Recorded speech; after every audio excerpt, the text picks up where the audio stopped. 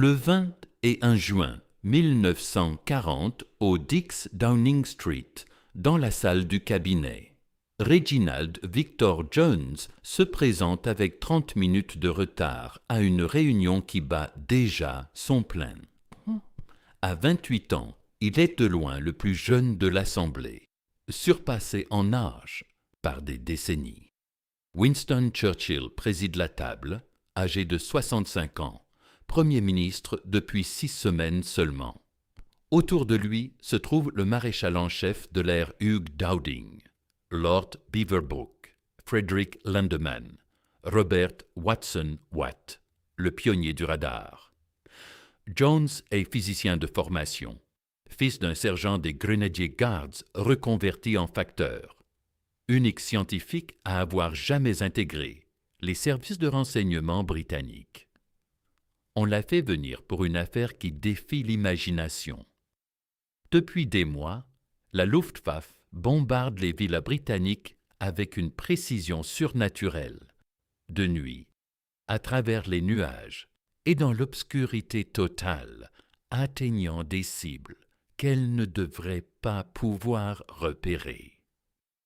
Jones avance une hypothèse. Les Allemands emploient même des faisceaux radio invisibles, véritables autoroutes célestes, braqués droit sur les cités britanniques comme des projecteurs composés de vide. La salle reste dubitative. Les ondes radio ne fonctionnent pas ainsi. Elles ne peuvent épouser la courbure de la Terre. Les distances sont trop importantes. L'idée paraît ridicule. Churchill pose à Jones une question d'ordre technique. Jones observe les puissants de Grande-Bretagne et prend une résolution. Cela vous avancerait-il si je remontais à l'origine des faits? Churchill, pris au dépourvu, acquiesce. Jones parle pendant 20 minutes. Sans notes, sans dossier préparé, seulement des preuves, des déductions, une logique implacable. Des prisonniers capturés évoquant un mystérieux appareil X, un bombardier allemand abattu équipé de récepteurs radio bien trop sophistiqués pour un simple système d'atterrissage. Des messages interceptés mentionnant un certain Knickerbein, des coordonnées désignant Waddington dans le centre de l'Angleterre. Ces faisceaux existent bel et bien. Ils sont actifs en ce moment même.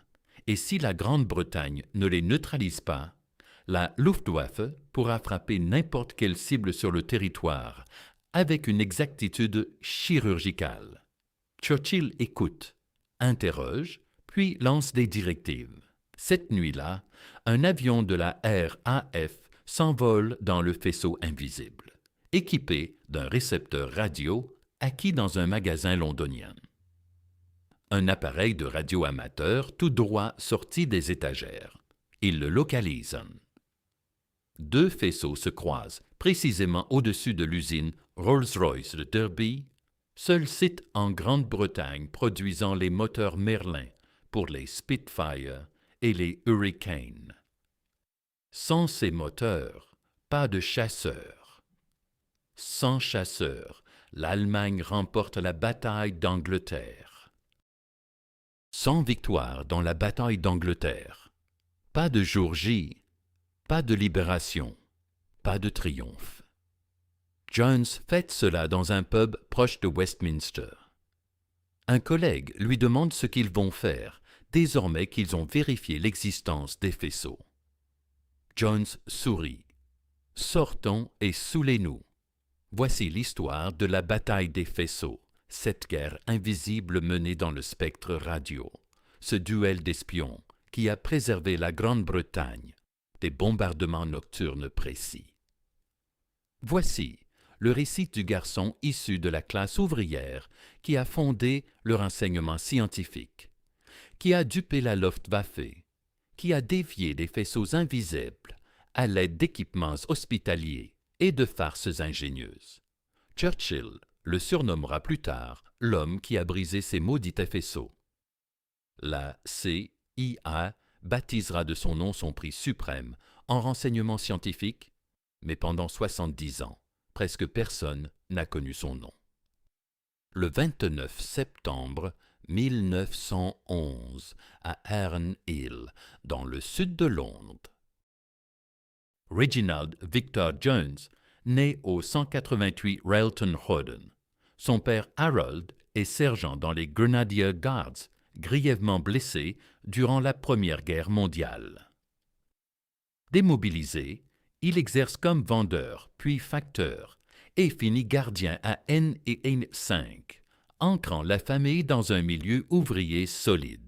Pourtant, Harold dirige son foyer comme une unité militaire. Le jeune Reg apprend à astiquer ses bottes jusqu'à l'éclat d'un défilé. Lors d'un camp d'entraînement des officiers, un colonel des Coldstream Guards loue sa présentation impeccable. Son père oscille entre fierté et colère en apprenant que Reg a négligé de polir son laiton ce matin-là.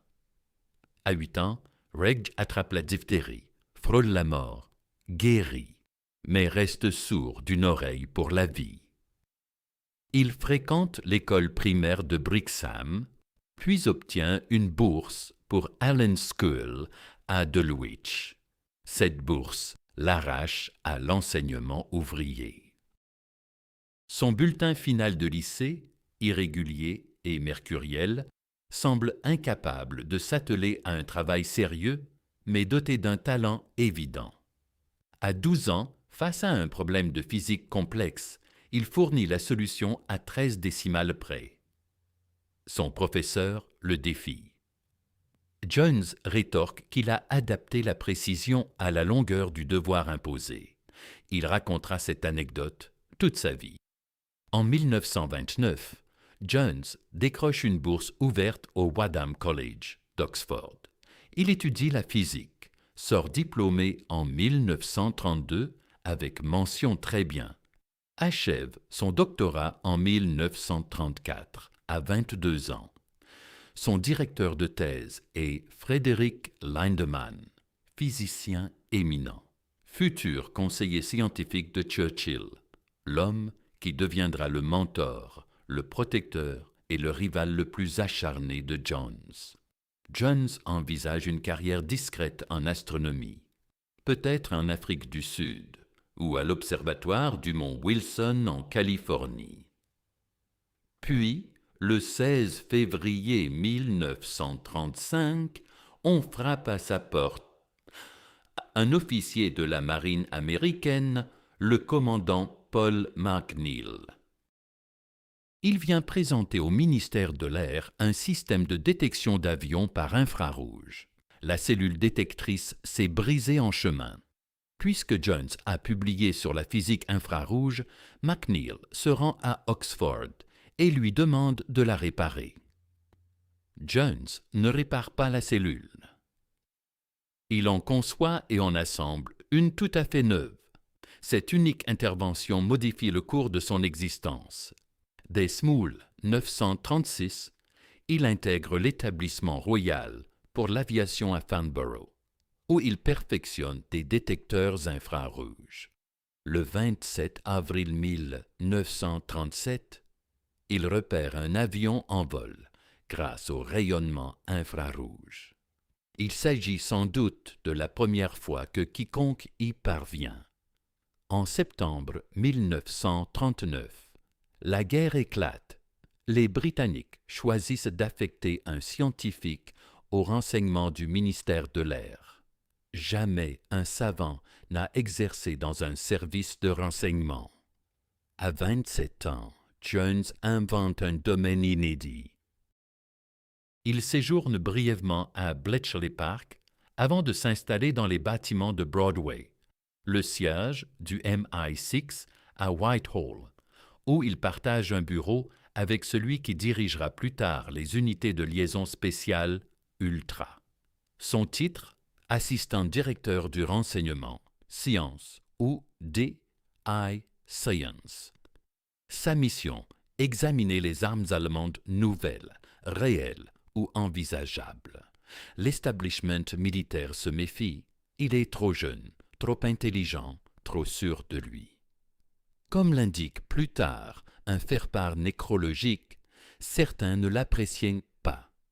Nombreux le qualifiaient d'arrogant insupportable, mais la plupart du temps, il avait raison. C'est aussi un farceur accompli, un trait si essentiel à son caractère que, lorsque Churchill le convoque en réunion du cabinet, sa première réaction est de soupçonner une mauvaise blague. Il joue de l'harmonica dans les restaurants écossais et chinois ou des airs de pub pendant le Blitz. Tireur d'élite, pêcheur à la mouche expert. Des années après, il publie un article savant sur la théorie de la farce pratique et son lien avec la physique.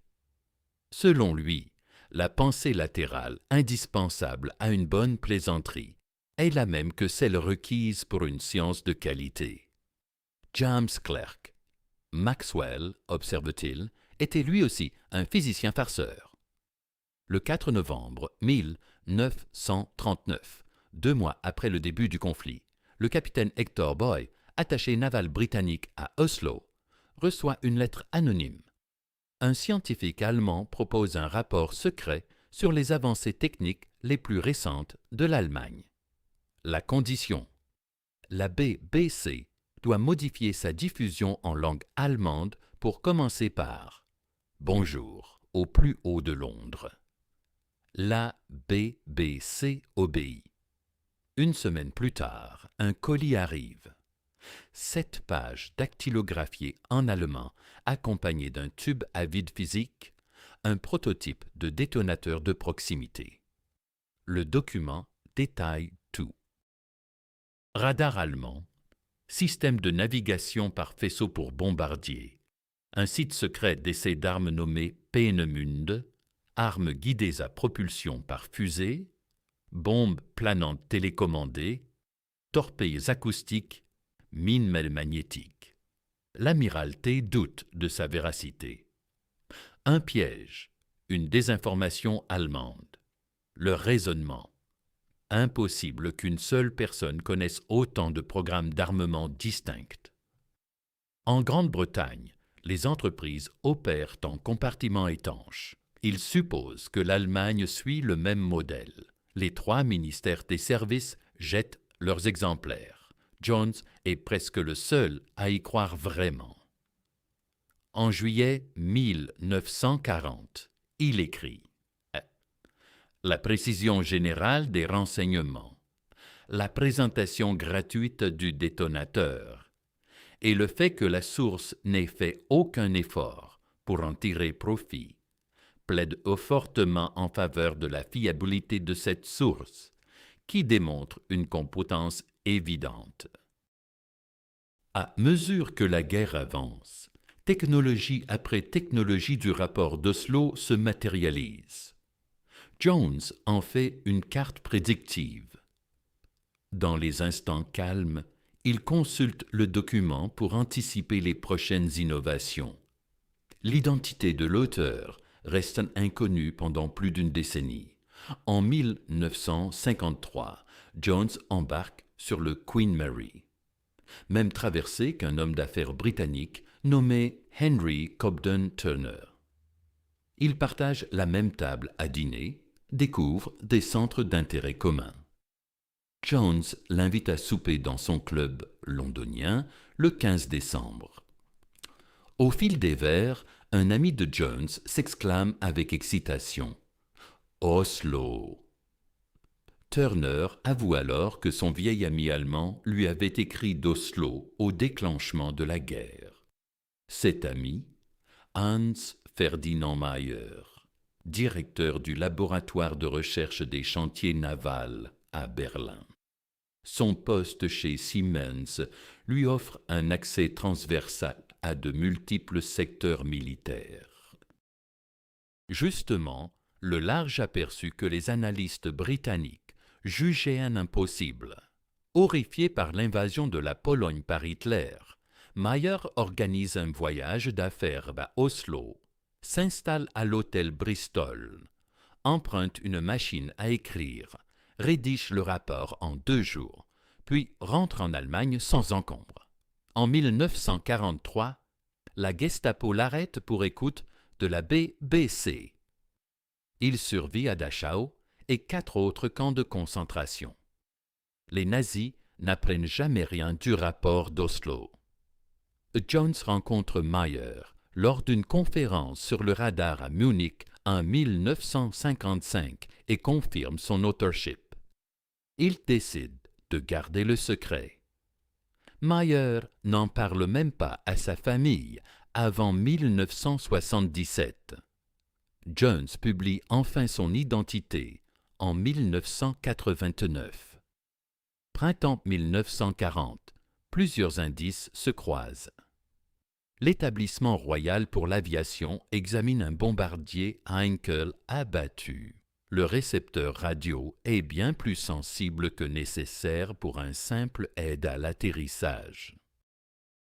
Pourquoi un tel équipement sur un bombardier? Des cellules photoélectriques piégées enregistraient des pilotes capturés évoquant un certain dispositif X, lié au largage de bombes sur une cible invisible. Un mécanicien capturé rit. Ils ne le découvriront jamais. En avril 1940, un Spitfire abat un aviateur allemand portant une note. Le balise radio ni cabine émettait depuis 6 heures du matin sur 315 degrés. Cette orientation n'avait aucun sens pour une balise classique, mais elle correspondait parfaitement à un faisceau directionnel. Le 5 juin 1940, le service Itztoki intercepta un décryptage Enigma faisant allusion à Nicarabine et Cleve. Petendiam. Un autre message décodé fournissait des coordonnées 53 degrés 24 minutes nord, 1 degré ouest, Redford, au centre de l'Angleterre. Une équipe de la RAF se précipita à Redford à la recherche d'espions allemands, sans rien découvrir, et consulta des experts. Jones identifia ces coordonnées comme la cible d'un test de faisceau. Tout s'emboîtait soudain. Les Allemands avaient mis au point un système de navigation radio. 2 faisceaux superposés, projetés depuis la côte continentale vers une ville britannique. L'un diffusait des signaux courts en point. L'autre émettait des traits longs. À leur intersection, les signaux se fondaient en un ton continu et stable. Le pilote percevait des points s'il déviait à gauche, des traits s'il virait à droite. Un bourdonnement régulier s'il maintenait le cap. Une autoroute invisible dans les airs, guidant droit vers l'objectif. Une seconde paire de faisceaux croisait la première à un point précis au-dessus de la cible. À l'écoute de ce faisceau transversal, le pilote larguait ses bombes. Même dans l'obscurité totale ou sous un ciel très nuageux, le dispositif assurait une précision remarquable pour les largages. Les sceptiques réagissaient avec véhémence.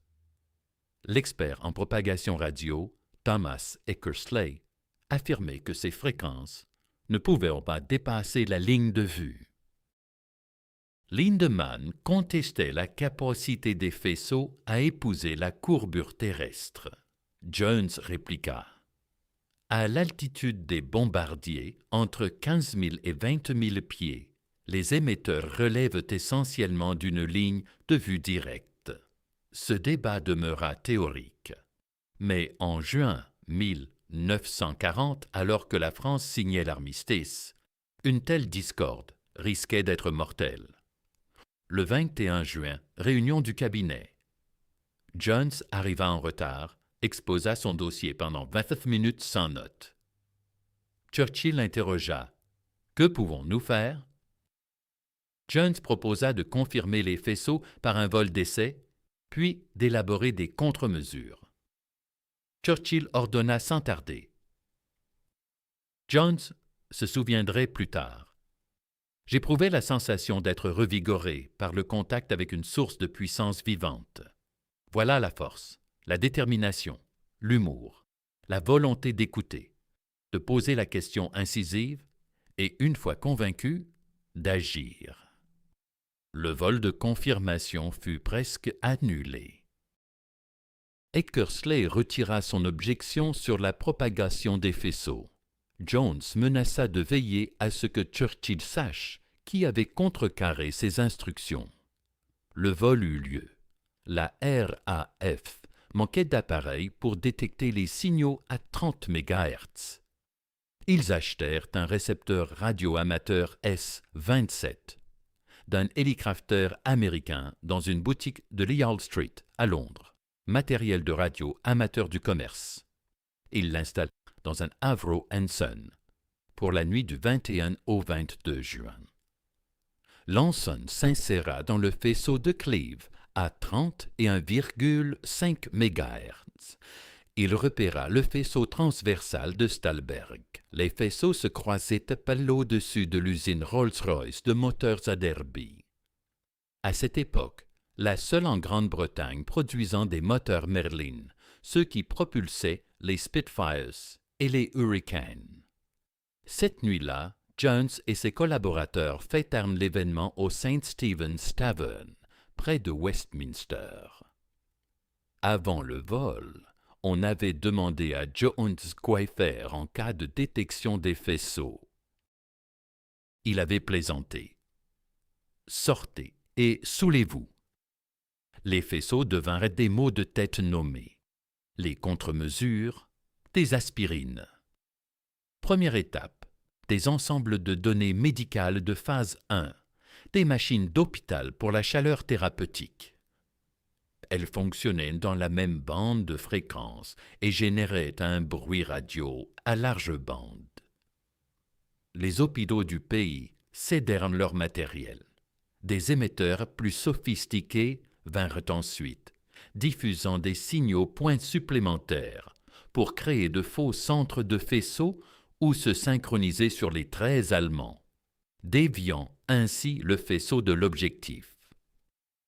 Les effets furent spectaculaires.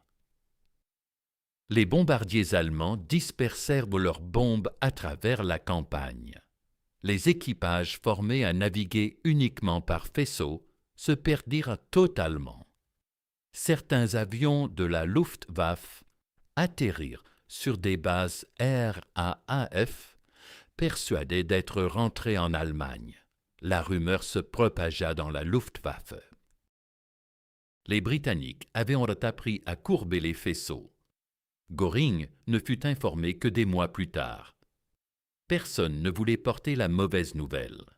Le numéro 80, Wing RAF, se forma en juin 1940 dans un hôtel de campagne réquisitionné à Radlin. Devise « Confusion à nos ennemis ». À son apogée, environ 2000 hommes. Les Allemands ripostèrent avec l'X-Jarret, un appareil X bien plus précis, opérant à 60 à 70 MHz. Zone de signal égale à seulement 100 yards, à 200 miles de portée. Un faisceau directionnel principal, plus 3 transversaux. Nommé d'après Rivers, Rhin, Oda, Elm.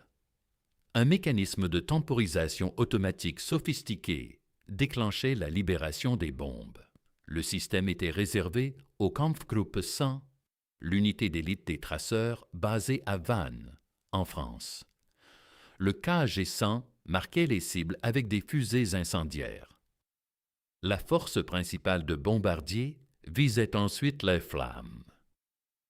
Le 6 novembre 1940, un Heinkel équipé X-Jarret s'écrasa à West Bay, près de Dorset.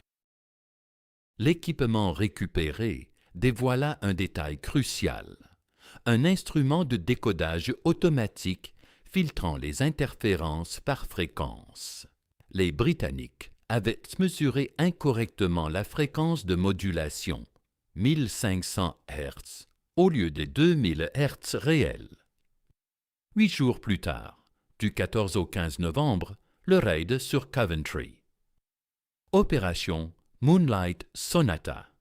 Des décryptages Enigma des 9 au 11 novembre révélaient une opération inhabituelle prévu pour la prochaine pleine lune. Les réglages des faisceaux pour les cibles numérotées 51, 52 et 53 sont repérés par Jones, qui les identifie comme Wolverhampton, Birmingham et Coventry. Cependant, la décryptage ne précise pas quelle cible sera visée lors de quelle nuit. L'après-midi du 14 novembre, l'activité des faisceaux confirme que Coventry est la cible désignée. Vers 15 heures, Churchill, convaincu que Londres est l'objectif, se dirige vers Ditchley. Informé des faisceaux pointés sur Coventry, il fait demi-tour pour regagner Downing Street. Les brouilleurs bromides sont ajustés sur la mauvaise fréquence, 1500 Hz au lieu de 2000 Hz. L'instrument de décodage automatique refuse le signal mal calibré.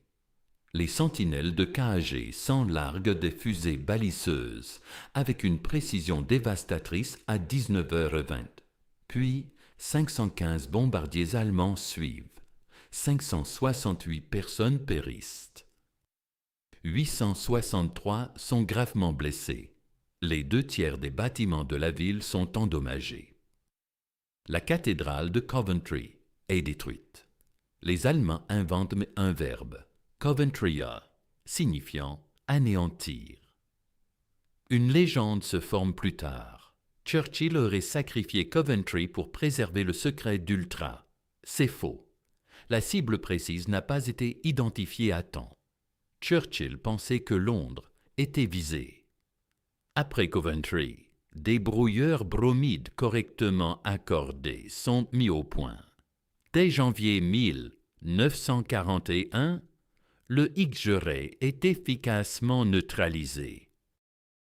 Lors d'une autre attaque sur Coventry, en avril 1941, 5 des 12 sentinelles de KG-Cent ne parviennent pas à localiser les faisceaux X-ray. Le troisième système, Wotan. Les écoutes britanniques interceptent des mentions Enigma, parfois appelées WAN. Jones, qui observe que les Allemands choisissent des noms de code trop littéraux, interroge un spécialiste en allemand à Bletchley Park sur ce mot. L'expert s'exclame avec enthousiasme. Wan, le dieu borgne, un œil, un faisceau. Jones en déduit qu'un système à faisceau unique nécessiterait une mesure de distance, ce qui correspond au renseignement du rapport d'Oslo.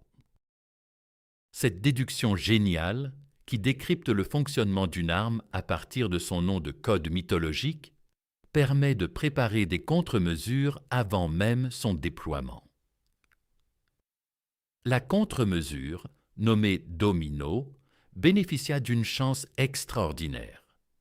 Le pays Brigeret opérait autour de 45 MHz, la même fréquence que l'émetteur de télévision du palais d'Alexandra de la BBC. Éteint au début de la guerre, cet émetteur puissant est réquisitionné pour retransmettre le signal transpondeur des avions avec des données de distance falsifiées. Les Britanniques augmentent progressivement la puissance de brouillage. La Luftwaffe attribue les problèmes à des pannes initiales plutôt qu'à des contre-mesures.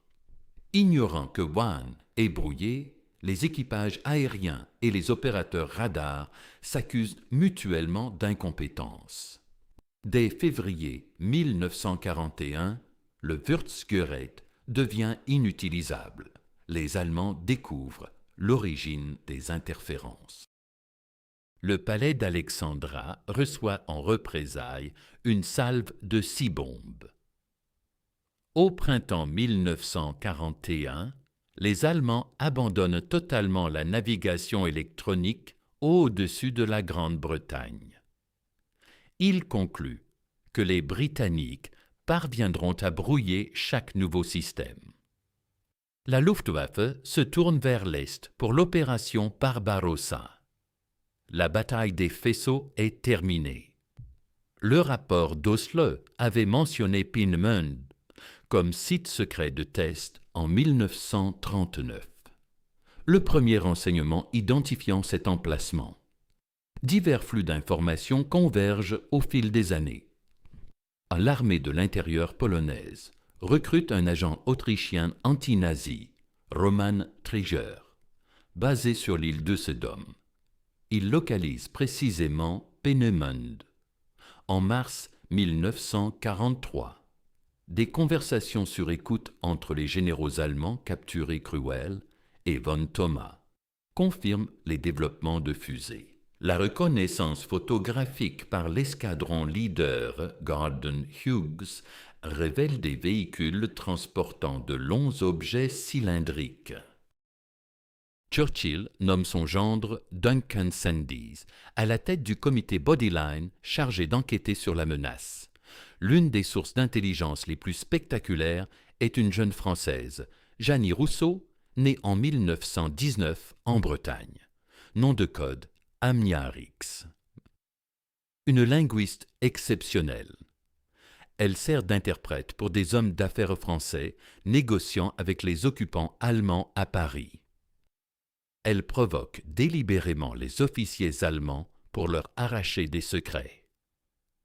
Je les taquinais, je les narguais, je les regardais les yeux écarquillés. J'insistais en disant qu'ils devaient en être fous quand ils parlaient de cette arme stupéfiante qui volait sur de vastes distances, bien plus vite que n'importe quel avion. Je répétais sans cesse « Ce que vous me dites ne peut pas être vrai ». Un officier, désireux de la contredire, lui montre des plans de fusée. Elle les mémorise avec une mémoire quasi photographique. Son rapport PTEL de septembre 1943 identifie le colonel Max Wachtel, fournit des détails opérationnels précis et cartographie les sites de lancement prévus de la Bretagne aux Pays-Bas. Quand Jones demande des précisions sur la source, on lui répond simplement qu'il s'agit de l'une des jeunes femmes les plus remarquables de sa génération. Rousseau est arrêtée en avril 1944. Elle survit à 3 camps de concentration: Ravensbrück, Königsberg, Torgau. Jones la qualifie de son espionne préférée. Les rapports d'Amniarix brillent dans l'histoire du renseignement, et 3 camps de concentration n'ont pas pu la briser. Lors du service commémoratif de Jones en 1997, Rousseau, alors vice-consul, lit la leçon. Elle dit simplement « Merci, cher Régie unique ». La nuit du 17 au 18 août 1943, 596 bombardiers de la RAF attaquent Peenemünde. Opération Hydra. Von Braun pense initialement que les avions au-dessus visent Berlin. Le raid tue des ingénieurs clés, dont le spécialiste en propulsion docteur, Walter Thiel. 41 bombardiers britanniques sont perdus. 287 membres d'équipage aérien meurent. La production des armes faits est retardée de 6 à 8 semaines, une période qui coïncide précisément avec le déroulement du jour J, à Reich. Plus important encore, les Allemands délocalisent enfin leur fabrication vers l'usine souterraine Mittelwerk à Nordhausen, où environ 21 000 travailleurs esclaves du camp de concentration de Mittelbau-Dora périssent lors de la construction des VQ2. Cela représente plus de victimes que n'en causera jamais le fait de lui-même. Le débat sur le poids de l'ogive se transforme en l'une des controverses les plus acharnées du renseignement pendant la guerre. Lord Cherwell balaie tout le programme. 2 comme une supercherie, un nid de pisse, ou au mieux un missile à propergol solide d'une taille colossale, peut-être 70 à 80 tonnes avec une ogive de 10 tonnes. Lors d'une réunion du comité de défense du cabinet, le 29 juin 1943, Churchill réprimande Cherwell sur ce sujet. Le comité de Duncan-Sandy opère avec des estimations gonflées, prévoyant des ogives de 5 à 10 tonnes. R. A. Jones évalue pour sa part environ 1 tonne. Grâce à une analyse logique minutieuse des renseignements photographiques et des matériaux capturés, il a raison. Cette estimation précise de Jones s'avère essentielle. Si la chiffre de 10 tonnes avait été retenue, cela aurait justifié l'évacuation de 2 millions de Londoniens, entraînant une allocation massive et erronée des ressources. Le Sunway 1, bombe volante propulsée par un statoréacteur, est un missile de croisière. Sa vitesse atteint environ 400 miles par heure. Sa portée est d'environ 150 miles. Son ogive pèse environ 1870 livres d'amatoul. Les Londoniens le surnomment la bombe bourdonnante ou Doodlebug. Le premier V, un frappe Grove Road à Bethnal Green, dans l'est de Londres, vers 4h25 le 13 juin 1944, une semaine après le jour J. 6 personnes meurent, 30 sont blessées, 200 se retrouvent sans abri. La campagne s'intensifie vite, avec plus de 121 par jour. Au total, pour la campagne V1, environ 9521 sont lancés sur la Grande-Bretagne. 2515 atteignent Londres, causant 6184 morts civiles et 17 981 blessés graves. Fin août, 1,5 million de personnes ont fui Londres. Les contre-mesures britanniques sont multiples et superposées. Les avions de chasse entrent en action. Les Hawker Tempest s'avèrent les plus performants. Les pilotes inventent des tactiques comme incliner l'aile du V1 avec la leur pour déséquilibrer le gyroscope. Les canons anti-aériens sont repositionnés sur la côte. Le radar américain SCR 584. Les fusées de proximité. Le taux de réussite passe de 1 pour 2 1500 obus à 1%. Les ballons captifs. Sur 7507, un entrant observé. 232 heurtent les câbles des ballons. 1847 sont abattus par les chasseurs. 1878 par les canons anti-aériens. 232 par les ballons. Le V2, premier missile balistique opérationnel à longue portée au monde. Vitesse d'environ 3500 miles par heure, plus de Mach 4, portée d'environ 200 miles, ogive d'environ 2150 livres. Il arrive avant son bruit. Aucun avertissement, pas de sirène, pas de bourdonnement. Le gouvernement attribue d'abord les explosions à des fuites de gaz défectueuses. Les Londoniens les nomment ironiquement des tuyaux à gaz volant. Jones calcule qu'avec 2000 coups d'anti-aériens tirés sur un V2, les chances de le toucher ne dépassent pas 1 sur 60. En pratique, il est impossible à intercepter. Le premier V2 frappe Staveley Road à Chiswick, ouest de Londres, à 18h43 le 8 septembre 1944, tuant 3 personnes. Madame Ada Harrison, 63 ans. Rosemary Clark, 3 ans. Sapper Bernard Browning. La veille, Duncan Sandy avait imprudemment annoncé la fin de la bataille de Londres. Le pire impact unique d'un V2 touche un magasin Woolworths à New Cross Road le 25 novembre 1944. 168 morts, 121 blessés graves. Pour l'ensemble de la campagne Sainté-II contre la Grande-Bretagne, environ 1115 lancés, environ 518 frappes le Grand Londres, 2754 civils tués, 6523 blessés. Des renseignements cruciaux sur le Mont 2 proviennent de sources exceptionnelles.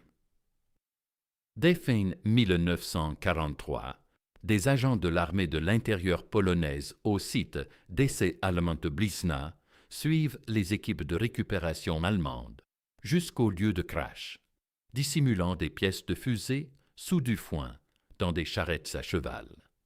Vers le 20 mai 1944, un SV2 relativement intact s'abîme sur les rives marécageuses d'Ubaj, près de Saki.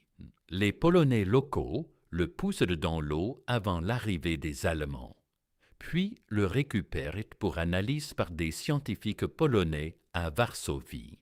Dans la nuit du 25 au 26 juillet 1944, lors de l'opération Wild Horn 3, un Dakota de la RAF décolle d'Italie vers un terrain clandestin près de Jasionka.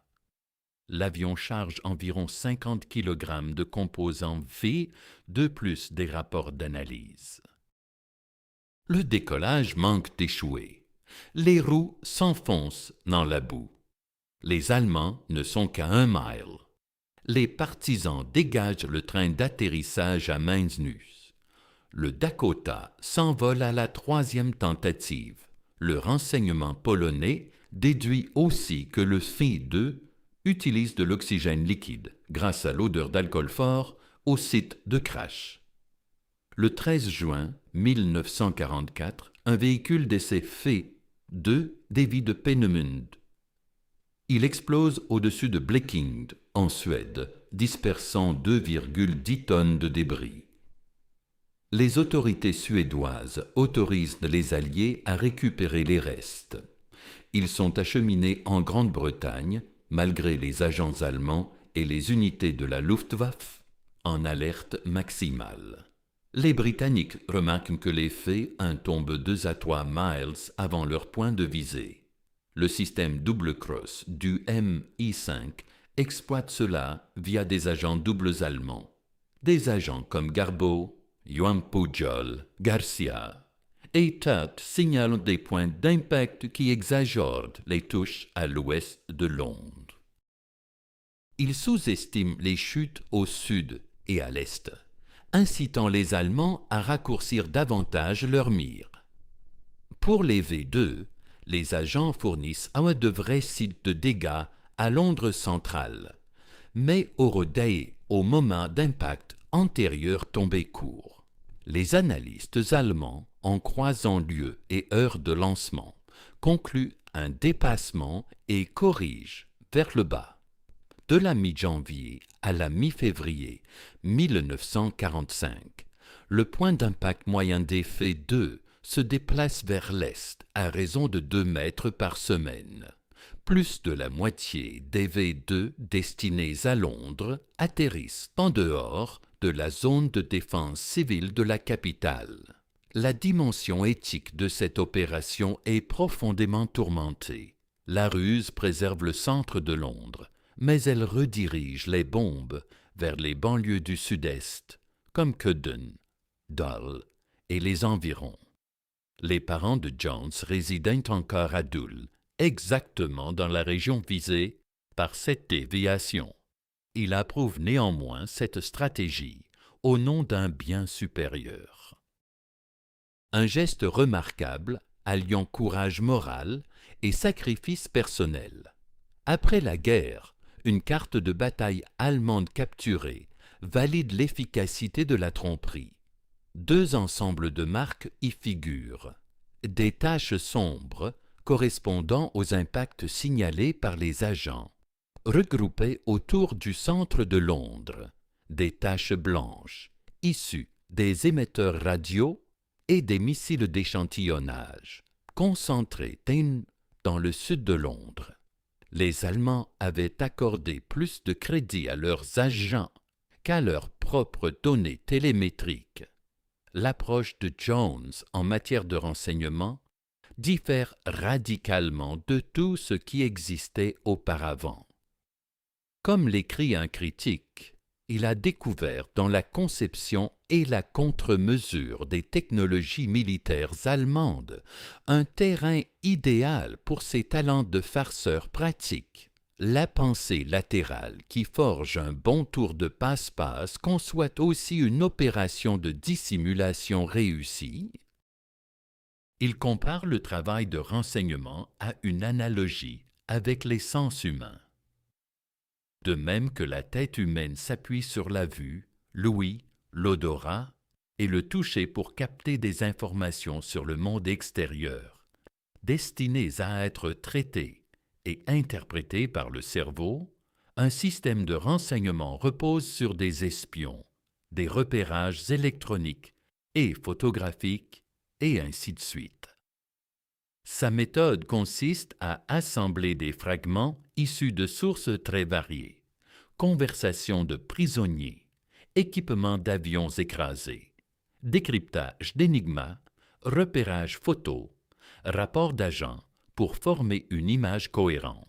Le directeur de la CIA, James Woolsey, le qualifiera plus tard de section d'évaluation, de collecte et d'analyse de renseignements tous azimuts à lui seul. Jones emploie une analogie frappante pour décrire sa mission. C'était comme traquer un cheveu dissimulé dans un champ, puis tenter de l'abattre d'un coup de pistolet quand il s'enfuyait. S'il m'avait demandé de ramener ce cheveu, j'aurais eu une chance raisonnable de réussir, à condition d'entrer seul et discrètement dans le champ pour le repérer. Mais cela aurait été impossible si un comité m'avait surveillé à chaque pas. À l'université d'Aberdeen, où il occupe la chaire de philosophie naturelle de 1946 à 1981, ses démonstrations pédagogiques acquièrent une renommée légendaire. Il tire à balles réelles avec un pistolet pour illustrer la conservation de la quantité de mouvement. Il lâche des pigeons morts du plafond afin d'expliquer le principe d'incertitude de Heisenberg. Il pose des questions d'examen du genre. Expliquez pourquoi vous pensez que la Lune n'est pas faite de fromage vert. Au ministère de l'Air pendant la guerre, il persuade ses collègues curieux qu'ils construisent un cuirassé transparent secret. Une fable délicieusement absurde. Selon un ancien étudiant, Jones rédige un jour un mémo confidentiel à l'ambassade britannique à Madrid sur une prétendue avancée. Des scientifiques ont identifié le solvant spécifique dans la peinture allemande.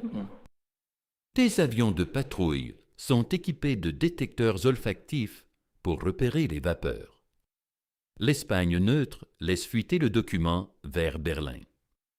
La marine allemande entre en panique, rappelant ses U-boats pour une nouvelle peinture. Il n'y a ni détecteur, ni solvant particulier. Le temps que l'Allemagne s'en rende compte, ces U-boats sont en cale sèche. Des approvisionnements hivernaux essentiels arrivent ainsi en Grande-Bretagne. L'esprit de la guerre transparaît dans ses mémoires. Chaque matin, je contemplais ma carte murale et me demandais comment nous pourrions bien survivre. Toute personne sensée aurait négocié le meilleur accord possible avec Hitler, mais nous n'y pensions même pas.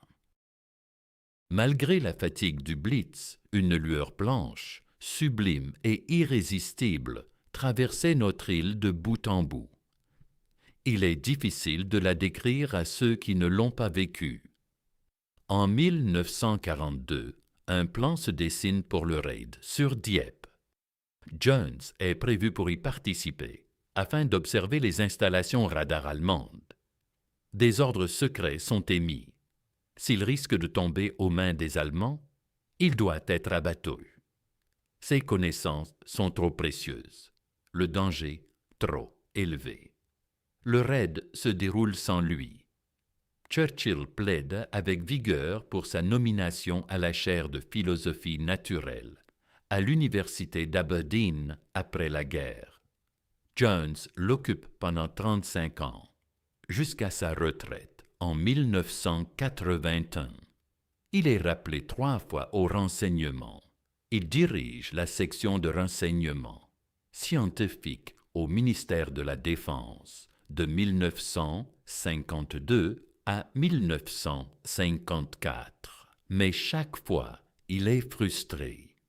Une opposition acharnée de ceux qui, après la guerre, ont érigé leurs petits empires jaloux et isolés.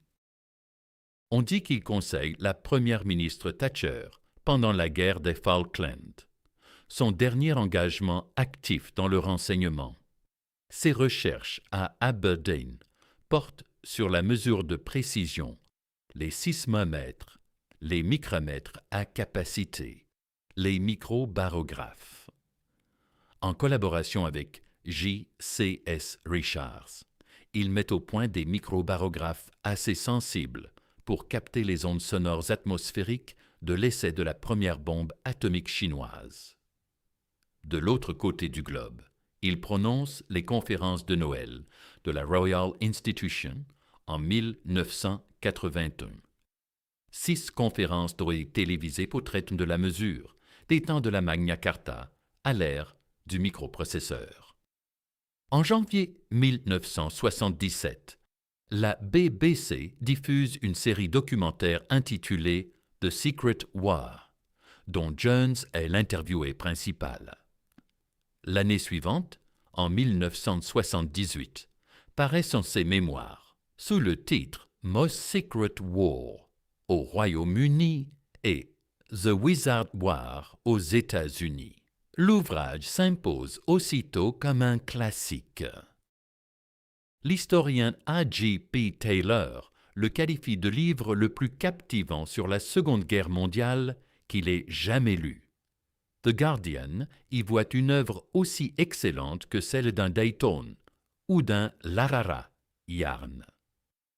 The Daily Telegraph le range parmi les classiques de la Seconde Guerre mondiale. Il reste en impression continue. Jones récolte des distinctions des 2 côtés de l'Atlantique. CBE en 1942 pour avoir planifié le raid en parachute de Brunwald, visant à s'emparer d'un radar allemand. Churchill avait suggéré le CB supérieur, mais le chef de la fonction publique, Sir Horace Wilson, menaça de démissionner car Jones n'était qu'un modeste officier scientifique. CB en 1946. Médaille de la liberté américaine. Médaille du mérite américain remise directement par le président en 1947. Fellow de la Royal Society en 1965. Compagnon d'honneur en 1994, l'une des plus prestigieuses distinctions britanniques, limitée à 65 vivants. En 1993, la CIA institue le R.V. Jones Intelligence Award en son honneur, récompensant ceux qui allient perspicacité scientifique et créativité au service de la liberté. Jones en est le premier lauréat. À la CIA, les idées particulièrement ingénieuses sont parfois qualifiées de R.V. Jones Idea. La division des technologies étrangères de l'USAF lui écrit « Vous êtes le modèle que nous avons suivi.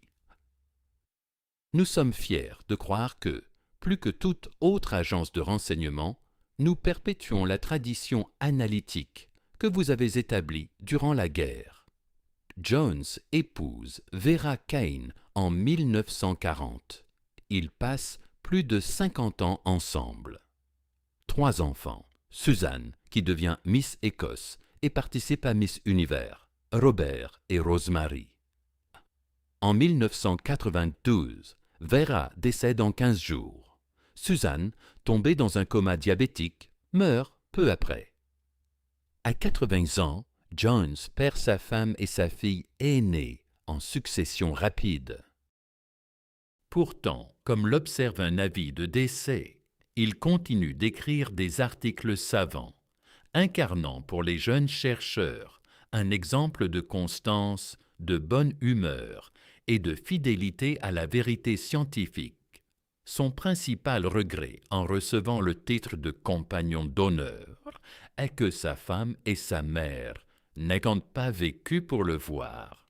Le 17 décembre 1997, Jones succombe à une crise cardiaque à l'hôpital Wooden d'Aberdeen, à l'âge de 86 ans.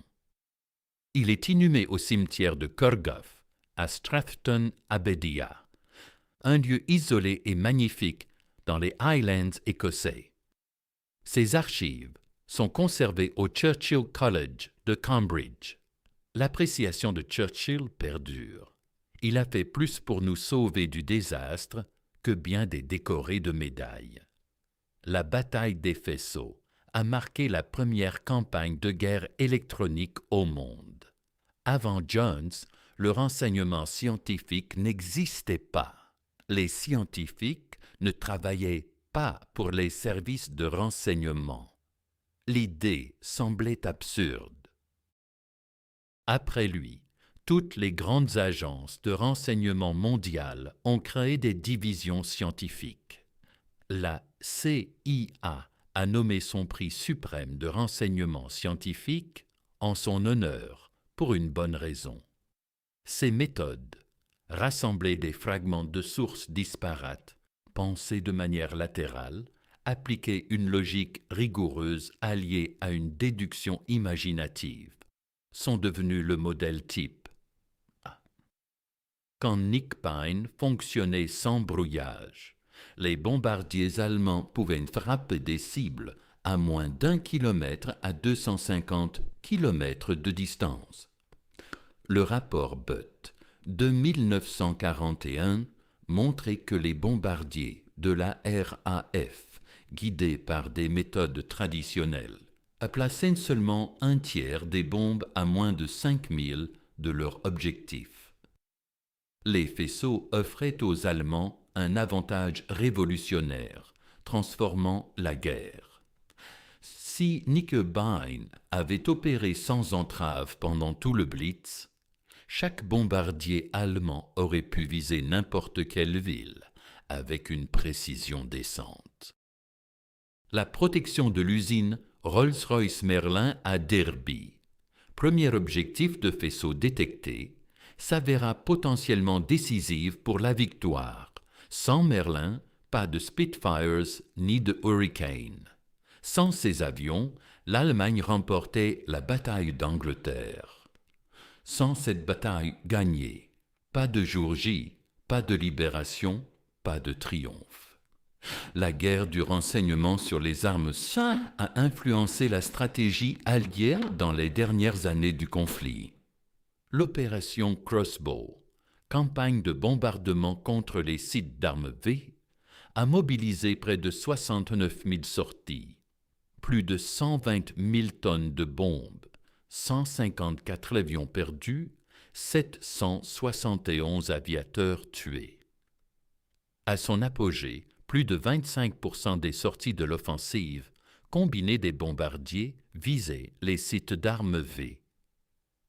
L'estimation précise par Jones du poids des ogives a évité l'évacuation de 2 millions de Londoniens. La supercherie Double Cross, déviant les impacts des fonds du centre de Londres, a sauvé des milliers de vies, au prix moral que Jones a porté jusqu'à sa mort. L'historien académique James Goodchild apporte une correction essentielle. Le récit de Jones, juste sur les aspects techniques, exagère son rôle unique et minimise les apports des autres. Le succès du renseignement britannique ne découle pas seulement des exploits héroïques d'un homme, mais d'un effort collectif impliquant de nombreuses personnes et institutions. C'est une scholarship équilibrée qui n'atténue en rien l'ampleur exceptionnelle des réalisations de Jones, le fils d'un ouvrier originaire de Herne Hill, l'enfant d'un garde qui astiquait ses bottes jusqu'à les faire briller comme pour une parade.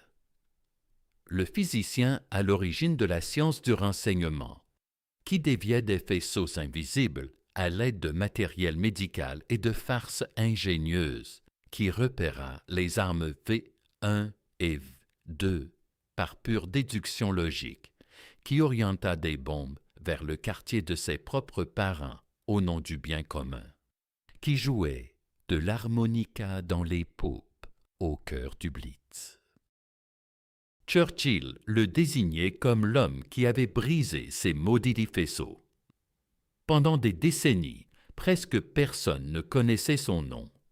Son parcours ressemble à s'y méprendre à un scénario idéal. Le plus jeune dans la salle lorsqu'il s'adressa à Churchill.